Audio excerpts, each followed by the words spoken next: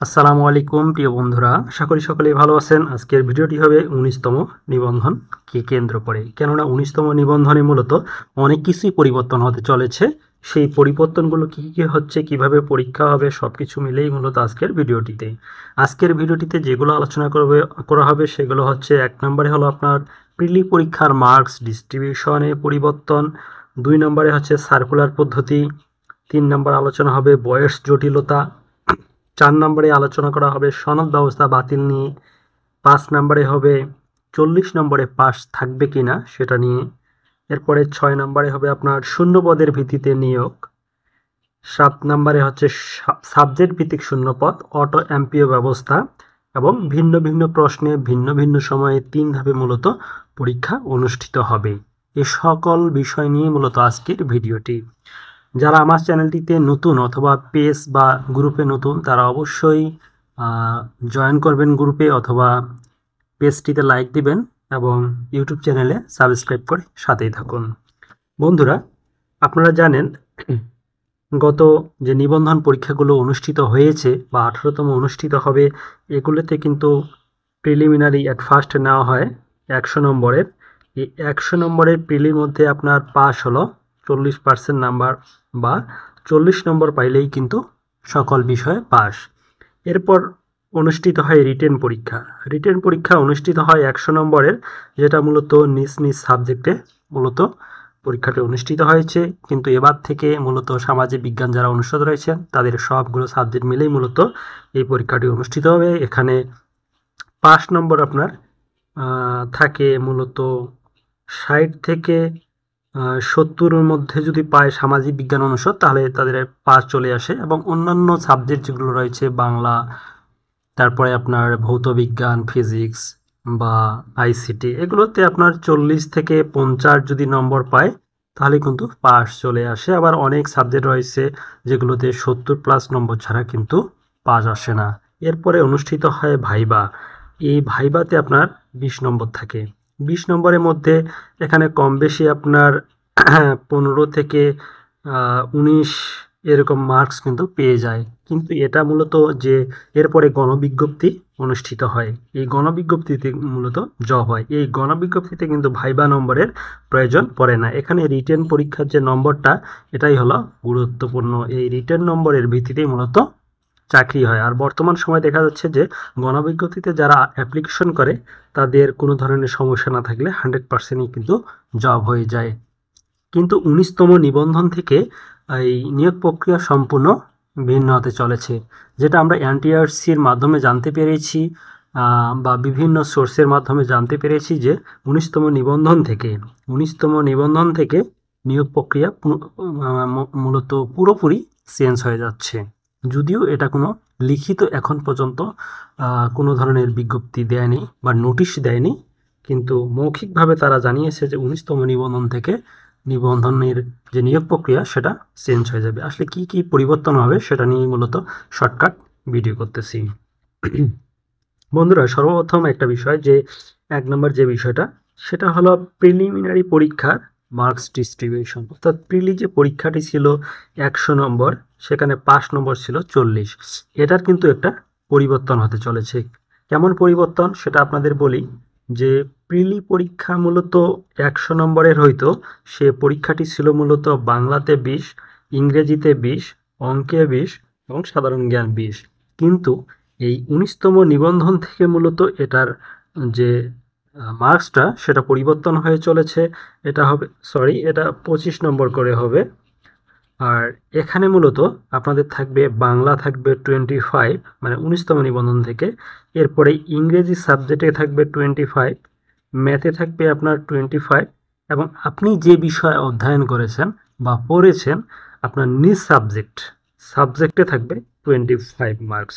এই টোটাল হচ্ছে 100 নম্বর। আপনি বাংলা নিয়ে পড়েছেন বা ইতিহাস নিয়ে পড়েছেন, নতুবা গণিত নিয়ে পড়েছেন বা ফিজিক্স নিয়ে পড়েছেন, যে কোনো যেটাই নিয়েই পড়েন না কেন, সেই সাবজেক্টের উপর আপনার 25টি নম্বর থাকবে, অর্থাৎ 25টি এমসিকিউ থাকবে। এরপরে মূলত প্রিলি পরীক্ষাতে কেমন টিকা হবে, কেমন সংখ্যক। প্রিলিমিনারি পরীক্ষায় টিকানো হবে আপনার যতগুলো শূন্যপদ রয়েছে, সেই শূন্যপদের আলোকেই মূলত টিকানো হবে, একটু পরেই সে সম্পর্কে আলোচনা করতেছি। তার আগে বলি 2 নম্বর যে বিষয়টা সেটা হলো সার্কুলার পদ্ধতি। এখন এই সার্কুলার বর্তমানে দিচ্ছে কিভাবে? বর্তমানে সার্কুলার হচ্ছে যে 18তম নিবন্ধন সার্কুলার হয়েছে, অ্যাপ্লিকেশন করেন সকালেই। এখন যারা ইন্টার পাস আছেন, ইন্টার পাস থেকে শুরু করে একবারে 35 বছর পর্যন্ত সকলেই গণহারে কিন্তু অ্যাপ্লিকেশন করতেছেন। এখন এই পদ্ধতিতে এখন আপনারা কিন্তু জানেন না যে আপনার যে সাবজেক্ট বা আপনি যে বিষয়ে অ্যাপ্লিকেশন করলেন সে বিষয়ে কতগুলো শূন্য পদ রয়েছে, সে বিষয়ে কিন্তু আপনি অবগত নন। আপনার বাংলা সাবজেক্ট এখানে আপনার 500 জন নিবে, এটা কিন্তু আপনারা এখন জানতে পারতেছেন না।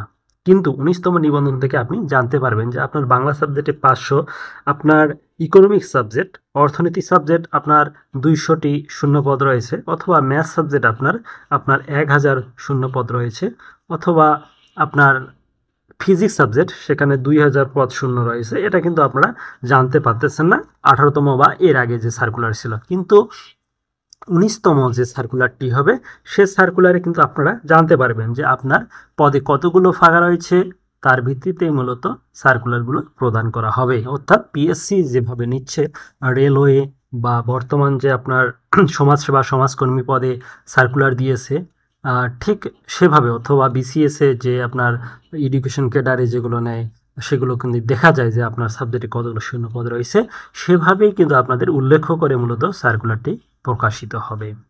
3 নম্বর যে বিষয়টি সেটা হলো বয়স জটিলতা। এই বয়স জটিলতা মারাত্মক একটা বিষয়, যে যাদের বয়স কিন্তু এনটিআরসিতে আপনারা জানেন 35 বছর পর্যন্ত কিন্তু অ্যাপ্লিকেশন আবেদন করা যায়। কিন্তু একটা বয়স জটিলতা এটা থেকেই যায় যে প্রথমে ধরেন আপনার বয়স হলো 33, এই 33 বছর বয়সে আপনি কিন্তু অ্যাপ্লিকেশন করলেন, করার পরে আপনি প্রিলিমিনারি পরীক্ষা দিলেন এবং আপনি পাশ করলেন। এরপরে আসলো কি 2 মাস বা 3 মাস পরে আপনার রিটেন পরীক্ষা অনুষ্ঠিত হলো, সেই রিটেন পরীক্ষা আপনি পাশ করলেন। এরপরে আপনি ভাইবা দিলেন, ভাইবাতেও পাশ করলেন। আপনার বয়স হয়ে গেছে 35 প্লাস, না 35 হয়ে গেল। এখন গণবিজ্ঞপ্তি দিল, এই গণবিজ্ঞপ্তি দিতে দিতে আপনার বয়স হয়ে গেল 30 প্লাস, অর্থাৎ 35 প্লাস হয়ে গেল, 35 বছর প্লাস হয়ে গেল। তখন কিন্তু আপনি আর এই গণবিজ্ঞপ্তিতে আবেদন করতে পারতেছেন না, অর্থাৎ আপনি আর চাকরি পাচ্ছেন না। এই যে একটা বয়স জটিলতা, সেই জটিলতা নিরসন হবে আপনার 19তম নিবন্ধন থেকে। কেননা সেখানে পিএসসির আন্ডারে মূলত সার্কুলারগুলো হবে পিএসসির মতো করে, এটা এনটিআরসির মাধ্যমেই হবে পিএসসির মতো করে আর কি। সেখানে আপনার ধরেন আপনি 34 বছর বয়সে পরীক্ষা দিলেন, প্রিলিমিনারি পরীক্ষা অনুষ্ঠিত হলো সে বছরই, এখানে আপনি পাশ করলেন, করার পরে কিন্তু আপনি ভাইবা অনুষ্ঠিত হলো, ভাইবায় পাশ করলেন, করার পরেই কিন্তু আপনি জব পেয়ে গেলেন। এখানে আর গণবিজ্ঞপ্তির কোনো ধরনের প্রয়োজন পড়লো না, সেজন্য আপনি কিন্তু পাশ করে গেলেন এবং চাকরিটিও পেয়ে গেলেন। বন্ধুরা, 4 নম্বর যে বিষয়টি সে সম্পর্কে আলোচনা করে আসুন। 4 নম্বর বিষয়টি হলো সনদ ব্যবস্থা বাতিল। সনদ ব্যবস্থা বাতিল বলতে বোঝায় বর্তমান যে সনদ ব্যবস্থা রয়েছে সে সনদ ব্যবস্থার মেয়াদ হলো 3 বছর। 3 বছর আপনি যে কোনো একটা এনটিআরসি পরীক্ষা যদি পাশ করেন, যদি আপনি সাপোজ 1 থেকে 15তম কিন্তু বাতিল হয়ে গেছে, অর্থাৎ আপনারা যারা 16 বা 17 বা 18তম পাশ করবেন, এদের কিন্তু যে সার্টিফিকেটটি পেয়েছেন তার বয়স কিন্তু ছিল বা আছে 3 বছর। এই 3 বছরের মধ্যে যদি জব না পান আপনারা, তাহলে কিন্তু আপনার এই পাসটা কিন্তু বাতিল হয়ে যাবে, অর্থাৎ আপনি যে উত্তীর্ণ হয়েছেন এটা বাতিল, আপনাকে নতুনভাবে আবার পরীক্ষা দিতে হবে। আর 19তম নিবন্ধন থেকে এই সনদ পদ্ধতি বাতিল হয়ে যাচ্ছে, অর্থাৎ সরাসরি নিয়োগ হচ্ছে। আপনি পাশ করলেন প্রিলিমিনারি ভাইবা, এরপরে আপনি চাকরি পেয়ে যাচ্ছেন, এই জন্য আপনার সনদ আর প্রয়োজন নেই। 5 নম্বর যে বিষয়টি সেটি হলো খুবই গুরুত্বপূর্ণ, সেটা হলো 40 নম্বরে যে পাস, এই 40 নম্বরে কিন্তু আর পাস থাকবে না, অর্থাৎ এখানে আপনাকে সর্বোচ্চ নম্বর পেতে হবে। অর্থাৎ আপনার সাবজেক্ট হলো ইংরেজি, এই ইংরেজি সাবজেক্টে মূলত ধরুন 500 জন নিবে, এই 500 জনের মধ্যে পরীক্ষা কিন্তু এখানে আপনার 500 জন নিবে, কিন্তু আপনার পরীক্ষা দিয়েছে প্রায় 3000 জন। 3000-এর মধ্যে কিন্তু 500 জন নিবে, এই 3000-এর মধ্যে 500 সিরিয়াল বা 550 জন বা 600 জন টিকাইলো তারা প্রিলিমিনারি পরীক্ষা, ঠিক আছে। এই হাইয়েস্ট নাম্বার পেয়ে যারা, এই 3000-এর মধ্যে হাইয়েস্ট মার্ক যারা পেয়েছে তারাই কিন্তু প্রিলিমিনারি পরীক্ষায় উত্তীর্ণ হবে। এক্ষেত্রে কিন্তু আর 40-এ আপনার পাস থাকবে না, এক্ষেত্রে আপনার হাইয়েস্ট মার্ক লাগবে। এখন হাইয়েস্ট মার্ক কত লাগবে? এই মার্কটা আপনার 80ও হতে পারে বা 90ও হতে পারে, এটা বলা যাচ্ছে না। প্রশ্নপত্র এবং আপনাদের কম্পিটিশনের উপর নির্ভর করবে। আশা করি বুঝতে পেরেছেন। এজন্য অবশ্যই আপনাদেরকে আরও হার্ডলি ডিপলি পড়াশোনা করতে হবে, কেননা এখন আর 40-এ পাস থাকতেছে না। তারপর 6 নম্বর যে বিষয়টি, বন্ধুরা ভিডিওটি অনেক লং হয়ে যাচ্ছে, যারা সাথে আছেন অবশ্যই চ্যানেলটি সাবস্ক্রাইব করবেন আর ভিডিওটিতে একটি লাইক দিবেন। এরপর শূন্যপদের ভিত্তিতে নিয়োগ প্রক্রিয়া হবে।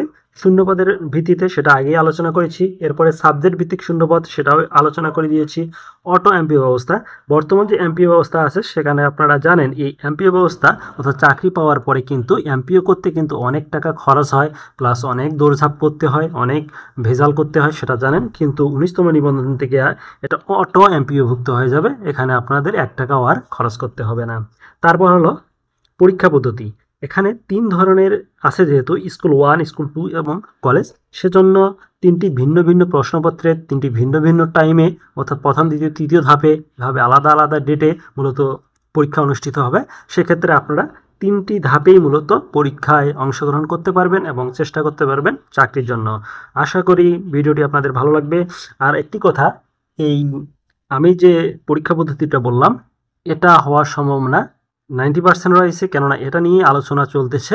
যেহেতু এভাবেই এনটিআরসি মূলত পরীক্ষা পদ্ধতি তাদের চালু করতে ইচ্ছুক বা করতে যাচ্ছে, এরকম তথ্য জানিয়েছে। আপনারা সকলেই জানেন এই বিষয়টা, আপনারা অনেক আগে থেকেই জানেন, কেননা ফেসবুক, ইউটিউব সবখানেই এই বিষয়টা বিভিন্ন গ্রুপে তোলপাড় হয়ে যাচ্ছে যে এনটিআরসি থাকতেছে না বা নিবন্ধন থাকতেছে না। আসলে সেটা নয়, এনটিআরসি থাকবে, কিন্তু পরীক্ষা পদ্ধতি চেঞ্জ হতে যাচ্ছে, হওয়ার সম্ভাবনা 90% রয়েছে। সেক্ষেত্রে আপনাদের অনেক বেশি পড়াশোনা করতে হবে, মার্কস তুলতে হবে প্রিলিমিনারি পরীক্ষায় সবচেয়ে বেশি। যারা এগিয়ে থাকবেন প্রিলি পরীক্ষার মার্কসে তারাই জব পাবেন। ধন্যবাদ সকলকে। আর অবশ্যই আমি এই ভিডিও নিয়ে 19তম নিবন্ধন সম্পর্কে আরও অনেক ভিডিও আপনাদের সামনে নিয়ে আসবো, সেজন্য অবশ্যই লাইক, সাবস্ক্রাইব বা জয়েন করে সাথে থাকবেন। আসসালামু আলাইকুম রহমতুল্লাহি ওয়া বারাকাতুহু।